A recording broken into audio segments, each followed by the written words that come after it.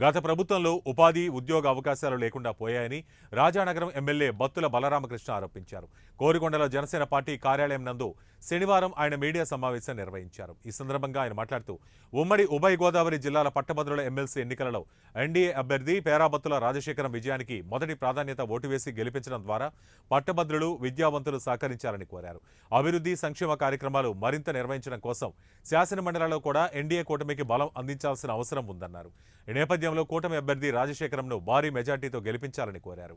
శ్రీ పేరాబత్తుల రాజశేఖరం గారికి మొదటి ప్రాధాన్యత ఓటును వేసి అఖండ మెజారిటీతో గెలిపించాలని అందరినీ కూడా కోరుతున్నాము.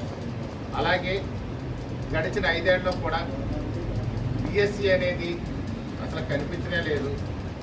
గత 5 ఏళ్ళుగా గ్రాడ్యుయేట్స్ అందరూ కూడా ఖాళీగా ఉండిపోయి ఏ విధమైన ఉద్యోగ అవకాశాలు లేక ఇప్పటికీ చాలా ఇబ్బందులు పడుతున్నారు. 20 లక్షల ఉద్యోగాలు ఇవ్వాలన్న సంకల్పంతో మన గౌరవ ముఖ్యమంత్రి వర్యులు శ్రీ నారా చంద్రబాబు నాయుడు గారు, ఉప ముఖ్యమంత్రి వర్యులు శ్రీ కొణిదెల పవన్ కళ్యాణ్ గారు, మన మానవ వనరుల శాఖ మంత్రి వర్యులు శ్రీ నారా లోకేష్ గారు కూడా పూర్తి స్థాయిలో దాని మీద పనిచేయడం జరుగుతుంది. డిఎస్సి కావాల్సినటువంటి విషయం నా విన్నపం టీచర్లకి ఏంటంటే, మీరు గురువులు బాగా గుర్తు చేసుకుని ఈ యొక్క కూటమి ఎమ్మెల్సీ అభ్యర్థిని గెలిపించాల్సినటువంటి అవసరం ఉంది.